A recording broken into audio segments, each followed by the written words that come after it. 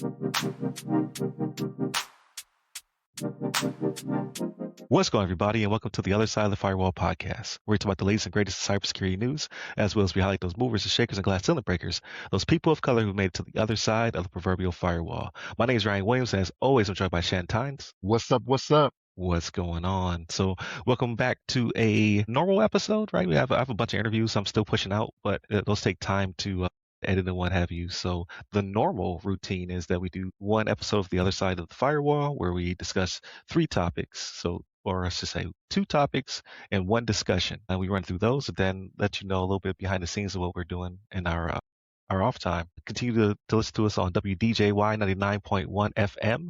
If you're in the Atlanta metro area, Tuesdays at 5 p.m., or your podcast with platforms of choice everywhere else. But without further ado, I'll give it to you, Shannon. All right, everybody. So this article comes from scworld.com, written by Gene Moody.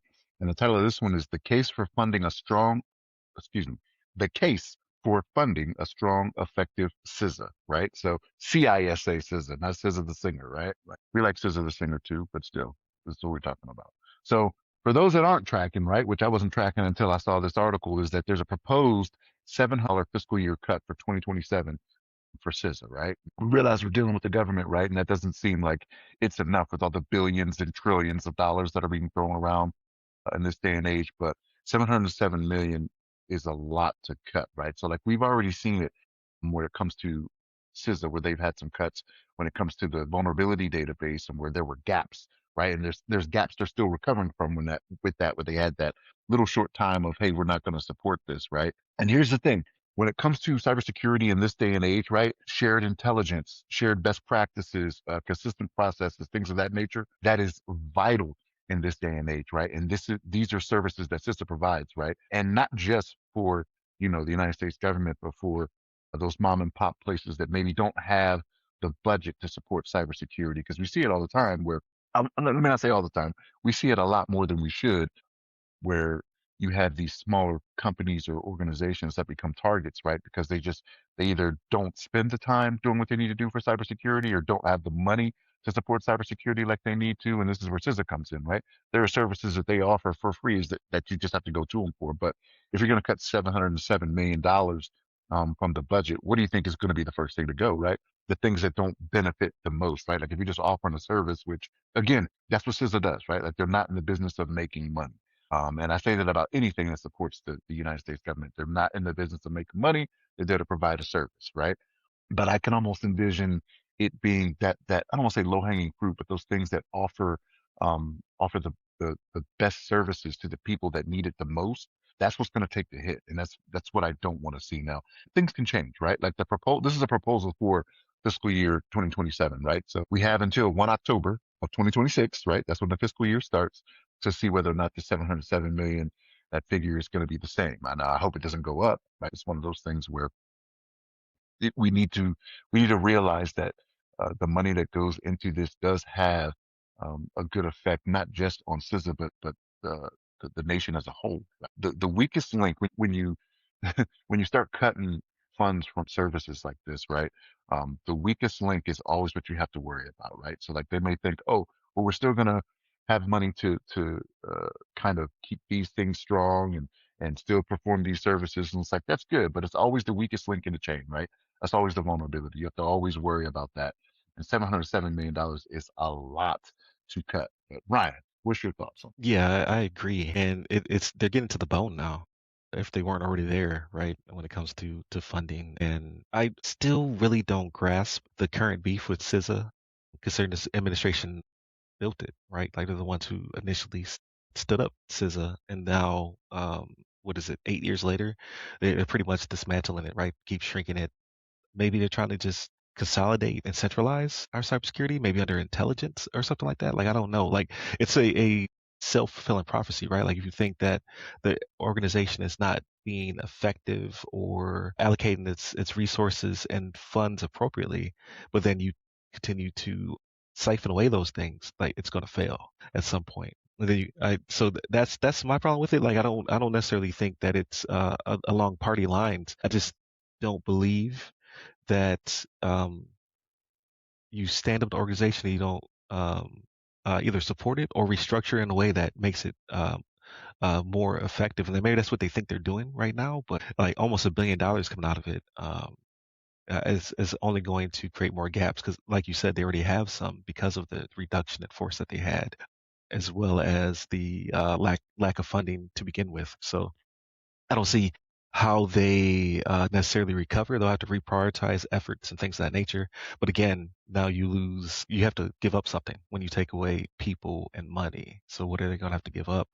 And then what does that do for your already perceived perspective of the organization? Like, oh, they're even less effective now. So let's cut again or let's remove funds and things of that nature. And what CISA was firing all cylinders, like it provided a lot of great resources, a lot of great visibility, a lot of intelligence, and they were pushing like they just I think there was one recently. I didn't track it because it didn't have anything to do with the equipment that I'm responsible for or oversee in any way. But there was another vulnerability that popped, and then CISA pushed out the warning. You're going to start missing things like this in the future. And I think it's one of those things where, as a nation, right, we are very good at throwing a lot of money at the shiny new toy, right? And I say that from when CISA was new, like it seemed like the budget was endless. They were doing all those things, had the money to do whatever they need to do. And I say this having seen it from this standpoint of what CISA is going through now, and from Space Force. So, like for me, I support Space Force, right? When it was new, they couldn't throw enough money at things. Right now, it's getting to the point where it's like, hey, there's going to be some cuts, right? Like, and I think it's that planning that gets done with the United States government, right? To where they always have that 5-year plan, but I don't know if they necessarily think to the 10, the 15, the 20, or whatever. They may say they Right, do, right? But when the time comes, all of a sudden it's like, after you hit that 5-year mark, it's like, yeah, we might have to tighten up these purse strings a little bit, right. starting Like, to oh, see it. the something's changed, right? It's Yeah. the mentality. Yeah, Yeah, but and that's not the way to do things, right? Like especially when it comes to people's lives, right? Especially if you're going and you're hiring all these people, and there are people that are in it for the love of the game when it comes to this stuff, right? Like working for the federal government and supporting.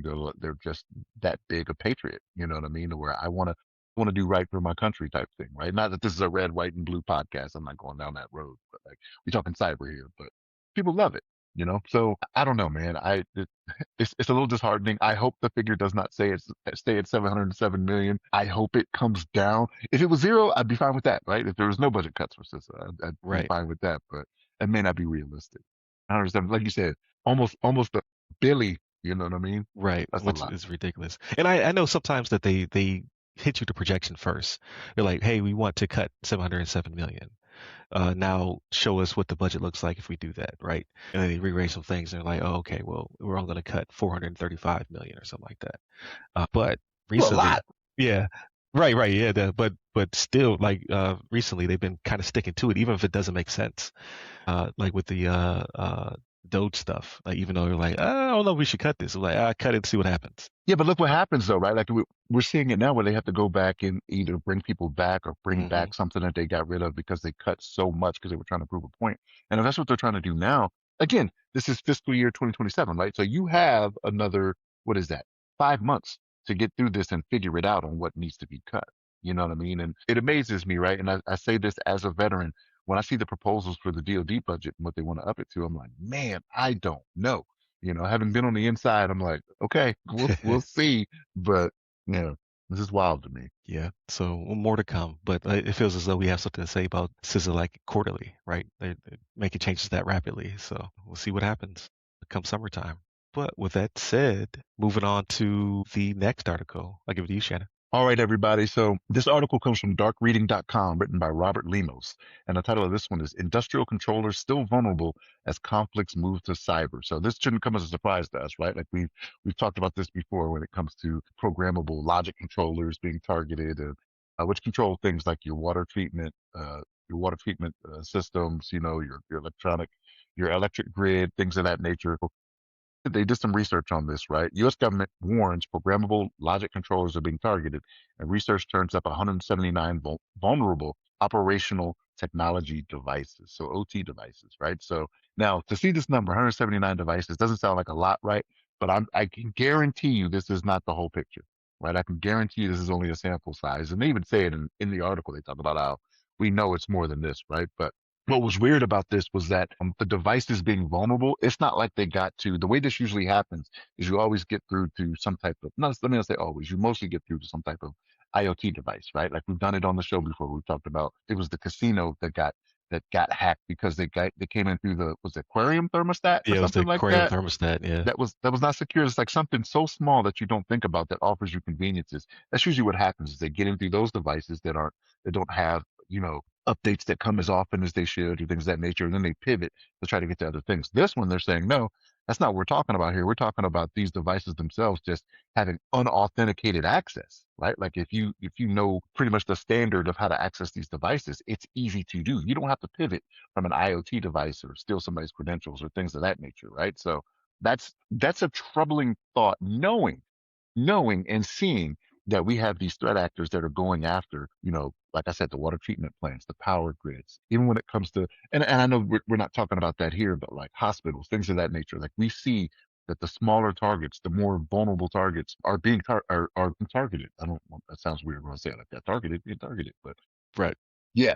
So, but this is you figured I figure we will be past this point now, right? So like we this show, Ryan, you've had this show for over 5 years now, man, and we've been talking about this for over 5 years now, where we see cases like this, right? Like some of them have hit close to home to where you're at. You know what I'm saying? Like we shouldn't be at this point where we have, and this is because there are devices out there that are just old, right? Like they're not keeping them up to date for whatever reason it may be, right? And I know it costs a lot of money, and I know it may be a little bit of a headache, but there's a way to go about updating these things where when you do your updates, you may lose some capability, but the switchover shouldn't take that long. You're bringing the new up while the old is still there. And then there's that transition, right? On how you want to do it. It is inconvenient, which is why I think they don't do it, but it is something that needs to be done because you're only going to cost people their lives when it comes to stuff like this, right?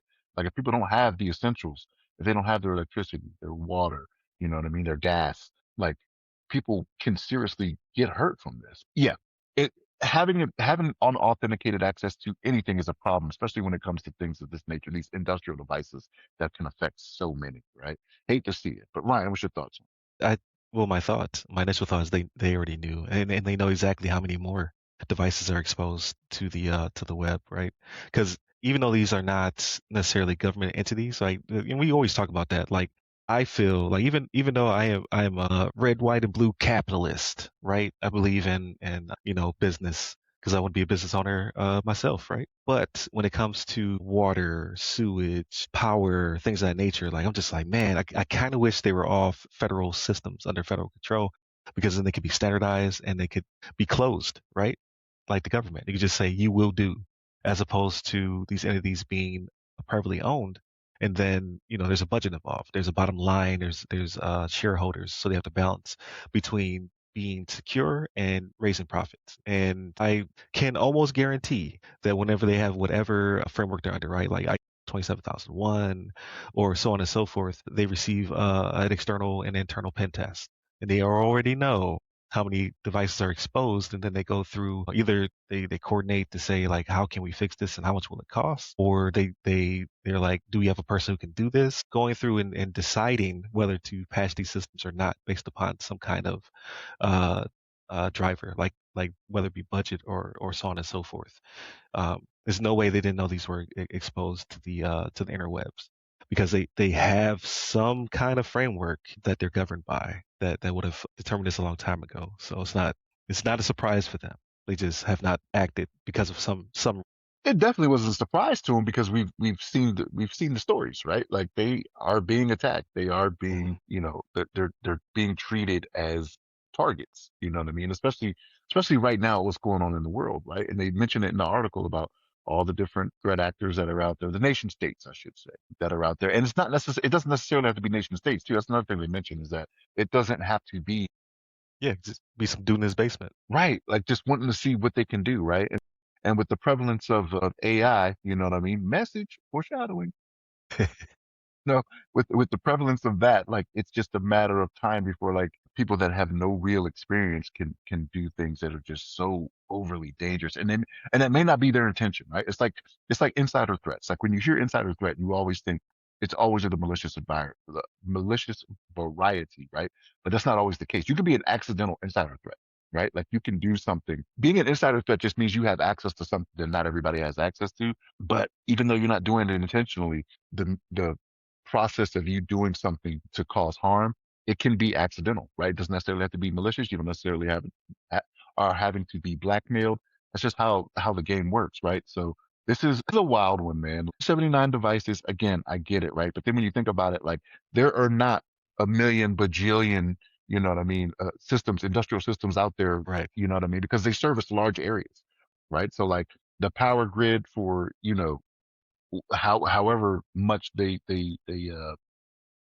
manage, right, affects how many people, So 179, it doesn't sound like a large number. That's probably a good amount. And yes, it for sure is not the full capabilities, right? It's not every industrial system that we have out there, but I mean, it'll keep happening to where they keep getting targeted, right? Like you have, like I said, those nation states that are looking to cause that havoc, right? And even if it's they're not trying to do something that's devastating, it's them testing the waters, right? They're like, let me see what I can do here. Like, ooh, okay, I got in there pretty good. It took them this long to catch me, right? Like I know they're sitting there and they're tracking these things. Like, oh, it took them like 3 months before they even realized I was in there, right? Okay, let's see what we can do next time, right? Because they're in there and sometimes they're just watching. We've seen that before, not necessarily with industrial systems where they've been in a system for months, and Mhm. just doing little things just to test to see what they could do, right? Like we got to get on top of this type of stuff, man, because we know in this day and age, and I stand by this. I think it was COVID when everybody was in their house, the idle hands are the work of the devil. They didn't have anything to Right. do. It opened up the pathways for people to want to do these types of things. And again, AI is making it so much easier. Yeah, because I skipped over an article because I thought the next one was going to be much better and more timely. But there is one that was for Mexico. So it's a man who was caught. He stole like 6 million records from the government or something like that. But he was using a combination of Claude and OpenAI, right, to make himself more effective in his campaign. So it's people are already doing it. It's already happening. But again, like we've been trying to like for anybody out there who is in those type of environments, right, with SCADA systems, OT systems, things of that nature, like that's a good pivot into cyber because like you guys have very specific systems with specific vulnerabilities, like to know them inside and out, and then be able to come on this side, you can do pretty good for yourself in protecting them. So that's a good pivot point because I think the military got really big into it, at least when we were in Virginia, like 2015. They were like, yes, we need to protect these things. Wait, people can hack these? Cause damage? What? And then they started getting into it. But again, base waste treatment or power grid or things of that nature is way more closed than your general, you know, uh, Duke Energy or uh, I think I got with Lakuchi over here. Like those type of companies are intercore, so it's definitely going to be easier for us to patch in the military and get it all straight, as opposed to all these privately owned industrial systems. But I digress. Give it back to you, Shannon, for the discussion. All right, everybody. So this one actually comes from Wired.com. Excuse me. Um, and it just says Lily Hay Newman is the author for this one, and it's Anthropic's Mythos. Anthropic's Mythos will force a cybersecurity reckoning, just not the one you think, right? So, um, Anthropic, right? At it again, right? So they did their debut of the Claude Mythos preview model, and so what this is, I tell you folks, like I don't want to be this guy. I don't, but I feel like I'm more and more along the lines of the get off my lawn guy. So like when it comes to AI, there are things I see to where I'm like, yeah, that's helpful. Like it can be something that helps you. And again, it's not supposed to be the end all be all. It's supposed to be an assistant to doing things that are already out there, right? It's supposed to be a helper for tasks that are already being completed. What we have here, right? This crosses what they say is it crosses a threshold of capabilities to discover vulnerabilities in virtually any and every operating system, browser, or other software product, and autonomously develop working exploits for hacking. Now, if you're working exploits for hacking, right? What is that? What's the other side of that coin that makes it easier for you to do? To do hacking, right? So Claude Mythos, right? Claude Mythos preview model, right? Was something that they put out there. And so people are kind of skeptical, right? They're like, is this actually a big leap forward to where you have the camp that's like, yes, this is a big deal. This is something we need to be paying attention to. And you have those others that are just like, well, I don't know if it's as big a deal as it's being made out to be, right? And the one of the examples they gave in the article was going from a single bolt action rifle to like an automatic. machine gun, right? Like that's kind of the step we're going to. It's not like it's, bullets to lasers type thing, right? That's my own analogy. That's not what they said in the article, but it's not like we're making that type of leap. But what they do with this, with the Claude preview, it's vulnerable software is something that is just something that we live with, right? Like we just hope when it comes to vulnerable software, hardware, us trying to get ahead of the patching, we try to do our best. I say we try to do our best. I hope people are trying to do their best to stay ahead of that game. But when it comes to this, even though they say this is supposed to be used for good, and this is one of those things where it's like, hey, it will look at that software, that hardware, and they talk about, I believe they call it chain. What do they call it? Chain hacking or chain Chain exploits. chain exploits. There you go. Thank you. Talk about doing chain exploits because it's one of those things where it's like, okay, I see this vulnerability and let's chain it with this vulnerability and this vulnerability and this vulnerability and this vulnerability. This AI makes it easier to do that, right? Because when it comes to the human brain, you're only going to remember so much, right? Like there are some that are more exceptional when it comes to that, but this makes it easier to do the chaining for the vulnerabilities that are out there. And so this red team, Anthropic's Frontier Red Team, their lead Logan Graham, he told Wired that as they've reached out to different organizations with this thing called Project Glasswing ahead of the announcement, they said the phone calls are getting shorter and shorter, right? Because the threat was becoming more obvious. Yes, the threat's becoming more obvious, right? Because we keep seeing these stories where AI, which is supposed to be helpful, right? Either the guardrails aren't working, right? We see that a lot where it's like, hey, no, no, no, AI is fine because we keep it within these guardrails, and either the people implementing it are not using them, or the AI itself is going outside of them, right? And we hate to see those types of things. Like you think you have it all under control, and then the next thing you know, what do you have, right? Terminator 2. It's the real deal. Buildings are blowing up. You know what I mean? Machines are building machines in the future. That's just kind of how it goes, right? But Ryan, what's your thoughts on this, man? I'm not trying to take up too much time with it, but No, AI, no, stay you're off my good. lawn. No, you're good. No, so I think it's a little bit of showmanship in it, right? So I think it's 80 to 90% factual. Like this thing is more capable. It could do this. It could do that. X, Y, and Z. But I think a little bit of it to drive demand, right? To say like this model is so much more superior to the last one. Either you should be purchasing it, or the government should be buying it, or X, Y, and Z. Because you have to remember they're not making money, right? But they are selling to each other, right? So it's this big circle, like the AI companies, the RAM companies, and so on and so forth, right? They've some in some instances they stop building data centers, right? Like mid-project, because they're losing a lot of money in these things. They spend a lot to make this happen. That's I that's think there is some exactly why. showmanship. So the point you're making right there is exactly why I kind of agree with the people in the article that say this is not the leap that they're making it out to be. Like they are trying to recoup their costs. Because I've seen it before where they advertise something and I'm like, wait a minute. I was like, I know I've seen that already, right? Like it's just how you present it to the public on whether or not it's something that's a real new technology. So I'm kind of on that side of the fence where I'm like, this isn't that big leap forward. You know what I mean? Like sometimes AI is just clever processing or giving it to you in a different way. You know what I mean? Like, Yeah, just I don't know. reskinned. Yeah.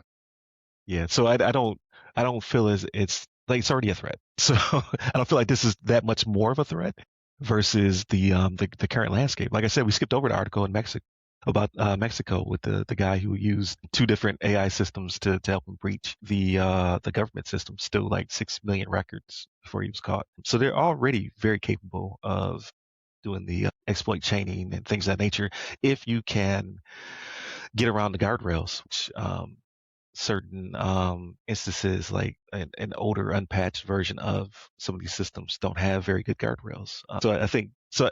I do think it's a threat, but I don't know if this particular model is that much more threatening. Is what I'm trying to get across. I think I'm with you on that one. I think they may be putting a little bit of polish on it to sell because they're losing a lot of money. But I'm gonna start using Claude a little bit more because I already use I'm a open AI guy. I pay for it. It helps me do all of the podcast stuff much more fast. Then I've worked for organizations that are, a little bit more into Gemini or OpenAI, depending upon what kind of, or I should say Copilot, depending upon what kind of shop they are, right? If Microsoft shop is Copilot, if they're a Google shop, it's Gemini. So I'm getting exposure to those as well, but Claude is the one I don't really touch that frequently. So I'm going to start playing around with that one too, because they all give you a little bit different of a flavor of capability. At the end of the day, AI is already going to kill us all. I don't know if Mythos is that much more. You done came on over, buddy. You done came on over. I'm still a fan. I'm still a fan, right? But I just right now it's we're getting gouged by AI efforts, right? Whether it be to fire departments or AI wash this or AI wash that, and then have to rehire him anyway. I think it was Jack Dorsey. I think the creator of Twitter. I think in his latest venture, he fired a bunch of people because AI replaced them. And there's job wrecks out there now where he's trying to pick up people that you know what I mean? Like he's trying to fill requisitions with people because AI just couldn't do what he said it could do. And here's my fear, right? So like you can't put the genie back in the bottle, right? So because of that, I don't think they're going to admit that they were wrong because of the money that's been spent, right? Like we're talking billions of dollars with the B, right, that are being spent to implement these technologies, right, and develop them even. So even though they've gone through this thing where they've fired a bunch of people, right? And we saw Cisco just let 30,000 people go or whatever it was, like Yeah, from yeah, Cisco. 30, or was it, or I can't remember. It's Oracle. Oracle. Oracle, Was like, it yeah, Oracle? they let Oracle. My bad. You're 30K. right. Yeah. Yeah, Yeah. yeah, Oracle. You're 30K. right. Um, just fired 30,000 people. And it's like, I know that this happens because they're like AI is, and you see you see the fear mongering. I don't want to say fear mongering because it is apparently being true, being proven true. AI is taking jobs, right? And then, like you said, with Jack Dorsey, it's like, yeah, I thought AI would be able to handle this a little better than it is, and it's not as big a news when it comes to them trying to hire the people back, Right, right? Like they're not going to come back and say we made a mistake, we did this, that, and the third. It's just the mind of a CEO, right? They can't admit fault because they're going to lose their job, even though they have the golden parachute. They'd rather be. It's like losing access to somebody that can be on a red carpet all the time, right? Like you may get money in a divorce, but now you're not invited to the shows, right? right. Like you can't be seen putting on your new dress or whatever it may be, or your new suit. I can't assume it's only women that don't benefit from this, right? Anita Baker's ex-husband got her real good. You know what I'm saying? For those that don't know, I love Anita. You know what I mean? I love you, Anita. If you're listening, I love you. But yeah, he got you good. Like, why Yeah, should you listen to our podcast? I'm just saying she could be. You know what I mean? Just in case. You know what I mean? She's stuck in Atlanta traffic. Yeah, there you go. There you go. We love you, Anita. But well, I do. But yeah, it's just you can't put the genie back in the bottle. And it's one of those things where because they don't want to admit they're wrong, they're just going to keep going forward with this. And then you're just throwing good money after bad. You're throwing good money after bad. So not only are you putting investment into the AI, but then you got to bring the people back. And people are an expensive resource. I'm not going to deny that, right? There you have to pay if you're not going to pay a competitive salary, you still have to offer some type of benefits or something that costs you money as well, right? Then you're paying taxes into Social Security and things of this nature, right? People become expensive. So to throw good money after bad on something like this, I'm just like, oh, like we are not through the storm yet to where it's like it'll get better on the other side. You know, they always talk about the calm before the storm. Like I don't even know if we've hit the calm yet, if I'm being honest, right? Like we still have yet to hit that before the storm, before we come out on the other end and everything is good, right? We haven't punched through the clouds to get over this storm. But neither here nor there. Still, get off my lawn when it comes to the AI stuff, right? And I use it for some stuff, right? Like there are small things I use it for, but not on a level that I see some other people doing. And like I've seen it to where even at work, like it gets used, right? Because the Department of Defense is really jumping on this train, right? And like there will be times where something will come to us or there's a request for information or anything like that. And I'm like, you can tell immediately, you're just like, this is an AI answer and it's not even right. You know what I mean? Like people just aren't reading. They're just not reading whatever they You send to gotta you. read it. Yeah. And it's just like, I know this is not the answer. Like yes, I may have asked of information from you, but I have somewhat of an idea. I need you to give me the finer points. You know what I mean? And I'm just like, I know that's not right. You know what I mean? So, but yeah, Anthropic's Mythos, right? It's gonna force a change for sure, right? And it won't be the only one. It'll be OpenAI's next, or whomever. But AI is here. AI is definitely here to stay. It's not going away. Yeah, it's like the calculator or the word processor or so on and so forth. Like it's not going anywhere. So I'm definitely not going to say that. But I think there's a bubble. It's unfortunate, and it's gonna be like the .com bust when it's all said and done because you can just see the money shifting. It's like it's going from these people to these people to these people to these people. And we're just joking. I wanted to replace my son's PC. I was like, it's gonna cost me as much as a car. And then when all that crashes, you're gonna be able to pick up RAM for like $1 a stick because they can't get rid of it fast enough. Yeah, that's true. So it's definitely coming, but we'll see what the future holds. But with all of that out of the way, Shannon, how was your last couple of weeks? Man, not bad. I'll tell you something. I know how I'm going to sound, and maybe it's just me, but I've been watching Invincible, man. I'm not that impressed. I'm not all the way caught up yet. I haven't seen the latest episode, but I'm Okay. not all that impressed with this season. And I think it's because I think they did a better job of mixing the action in throughout. But now it seems like, and maybe, and because I never read the comic book, like I don't know a lot of the story of it. Maybe this is just how it was, but it seems like they wait to the last like 7 minutes and then they're like, "Hey, we'll Right. give you Right. what you should have had, Yeah. like sprinkled throughout." You know what I mean? Like, I don't know, man. It's just, I, I'd like to see more of what it was doing in the past. And again, maybe it's me, right? Maybe their expectations, they built my expectations up too high. I'm like, I saw what you did for the first 3 seasons, right? Like, I need more of that, and I'm not getting that. And maybe like, cause I think I've watched 5 episodes so far. I think it's only 8. So I haven't watched the sixth one. And the way the fifth one ended, I'm like, oh, how's this going to come out? Right. But again, that was only the last 7 minutes where you were like, okay, I see what I want to see. But again, could just be me. Find myself, I do a lot of, I call it queue hunting, where I look in my queue for all my streaming services and Okay. I'm like, okay, but what have I put in my queue that I said I would watch? And then I'm looking at it and I'm like, doesn't appeal to me anymore. I'm just like, I'll just take that out. I'll take that out. I'll take that out. You know what I mean? And I have so many streaming services. I'm like, at this point, I'm like, should I just go back to cable again? Like, I got away from cable because I'm like, I only watch 3 channels. You know what I mean? But like, I love having the variety, even though I'm not really using the variety. You know what I'm saying? Right. I mean, but they're putting them on the cable boxes now, right? So I got Zumo, I think is what it's called. Like, so instead of getting the big cable box, it's like this really tiny uh uh Apple like stream box, right? All the apps are on there. So like you have the cable's an app, and then you have all the other apps. But you still have to pay for it. Like, my point is that I still have to pay for all these services, right? Like, Well, I'm paying no, for so they're included. So I what? get to, yeah, I get to switch off some of the ones I've been paying for because they're included on this one with ads and stuff like that, right? So if you pay for Peacock, you can switch to the cable's Peacock, right?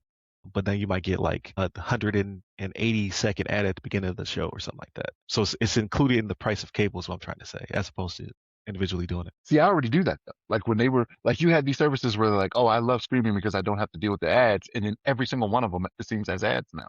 You know what I mean? I'm Yeah, just like, that's Prime. That's Prime. So like yeah, you paid for Prime, you get the video or whatever, and now you have to pay for like an upgrade or whatever to not get ads. It's crazy. yeah. Even Max, like Max was one that was the same way, or HBO Max, whatever they're calling it now, like has ads, and I'm like, come on, man. Like, so to me, I'm like, I'm not paying you the extra at that point, right? Like, and here's the thing, I hate to sound like this, right? Like, I'm not flaunting any wealth or anything like that. It's not that I can't pay for it, right? Like, I could pay for it if I want to, but I'm like, now it's the principle of it. Like, you got me in here because you were like, no ads. We offer these services, or we offer these shows or movies or whatever. And I was like, yeah, we got ads. And like, especially when it comes to Netflix, and I hate to, unless Netflix is going to sponsor, I ain't worried about no funky Netflix, but like the stuff I that love they do, Netflix. the stuff they do out of their own studios, I could go without, Ryan. I kid you not. Like, there's a I lot of stuff like it. I'm like, and you know why that is? Because they know their audience, and they're like, we're going to do something that's dystopic, right? That's right Yep. up your alley. Zombies, Man, right up your they alley. give my fix. They give my fix at least once a year. Yeah, They be like, "Oh, are you bored, Ryan? Here's a bird box." yeah, yeah. I'm like, "Yeah." I don't know. It could be me being that fuddy duddy again, right? Like maybe I don't know.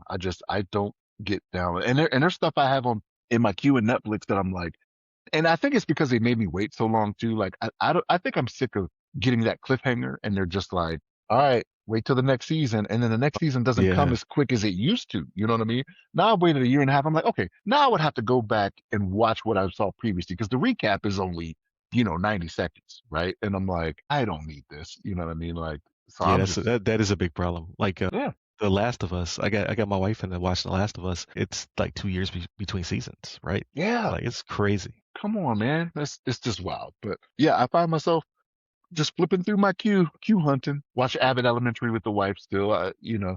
Whenever she can find the time. Not that she's neglecting me, y'all. I want to put it out there. We love each other very much. I'm in love with her. She's in love with me. I think. You know what I mean? But we just don't find the time to sit and watch stuff all the time, right?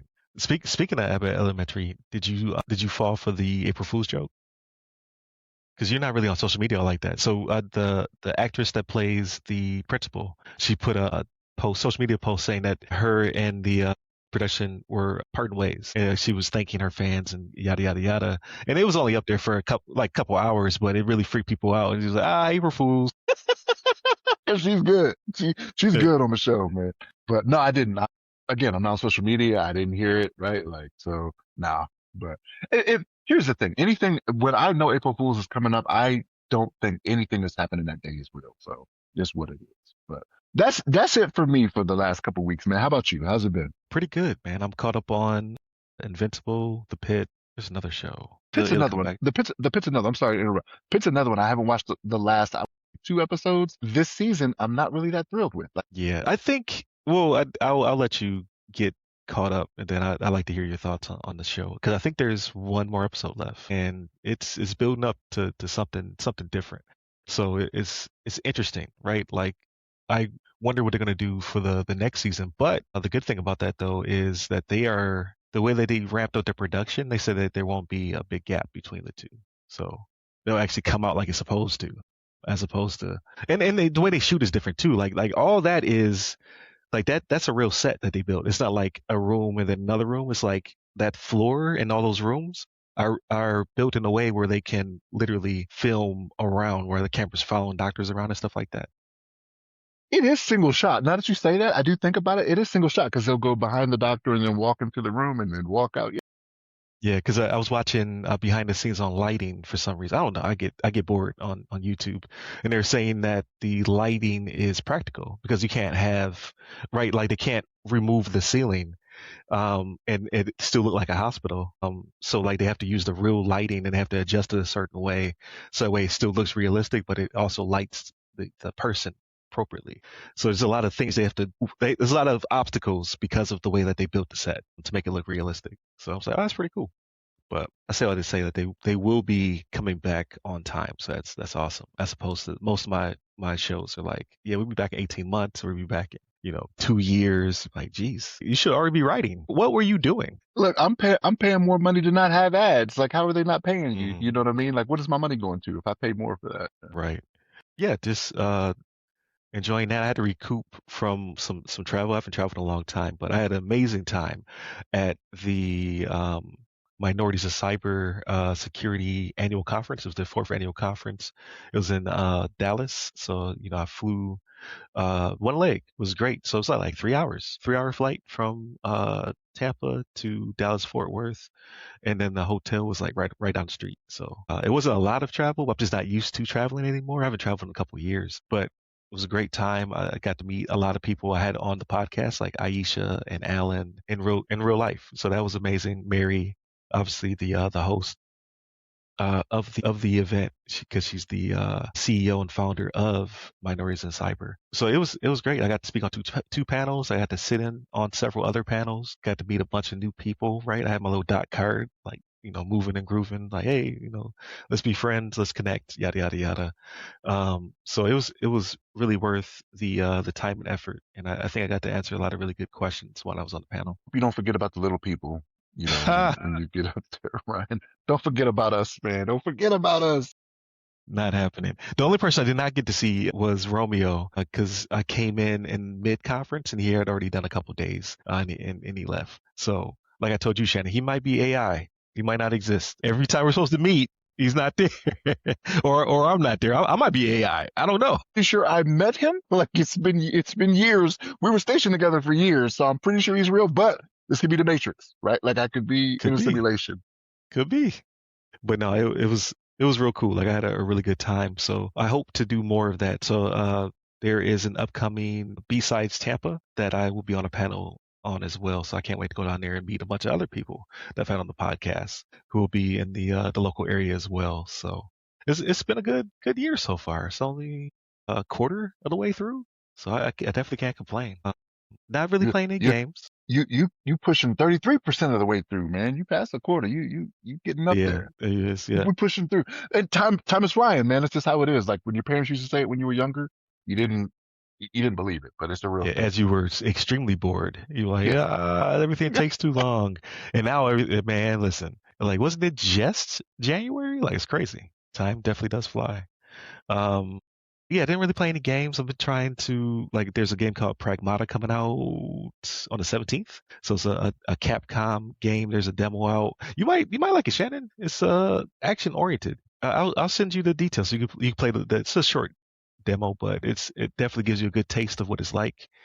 I liked it, so I was like, okay, this will be my next game. I'm gonna go with Pragma. It's in the Resident Evil engine, so it looks gorgeous. But it's not based on gore. It's based on robots and stuff, so it's a little bit different. But still looks really good. And then that's it for me, man. Just trying to. I got like 3 or 4 episodes I have to still edit for the podcast. So I'm getting those out. Um, I might have a business venture coming up. I'll keep you guys, tuned in on that as things develop, and just trying to, keep it rolling for the new year. Well, I guess you can't say that anymore because we're 33% done for the current year. But so that's what I meant to ask you. Do you have any upcoming vacation plans or anything like that coming up? Because I'm trying to figure it out myself. I need to do something.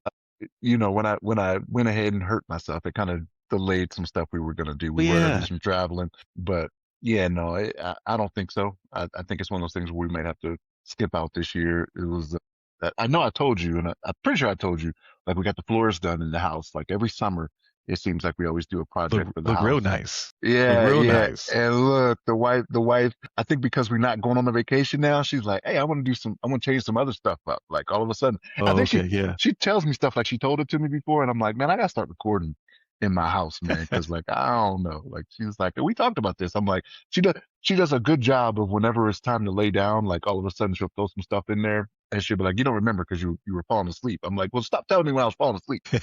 I'm hip to the game now. You know what I mean? No, nothing yet, man. Like you and Chris usually always do that stuff to where it's like, bro, I'd love to be doing stuff like that. Yeah, I gotta figure out something. Whether it be go to like Disney or Epcot or I gotta do something. It's been a minute. Just because of the weather was I quote unquote bad, right? It was colder here than normal, but still it was still nice. But yeah, I gotta think of somewhere to go or something to do to treat the family. And the Notebook is coming to town. Like the Strads is our theater, so I guess the Notebook play exists. I don't know which one came first. I'm not gonna lie, I kind of like the movie. Never seen it. Never seen it. I know of it.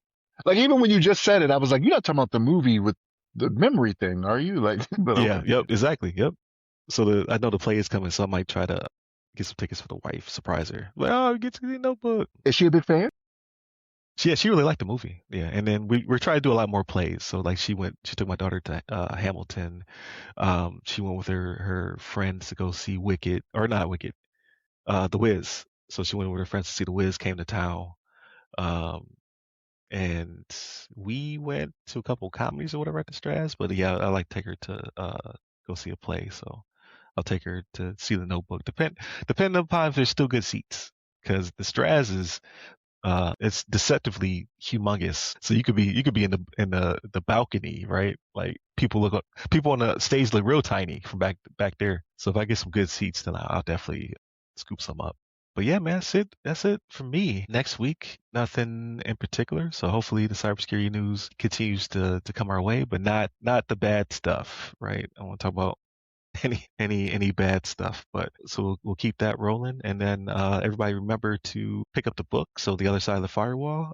There's a guide that I put together as a combination of some of the amazing stories from the podcast. I wove them all together. It's got 26 interviews in it. Some of my amazing guests. So you can go to theothersideofthefirewall.com to pick up the guide.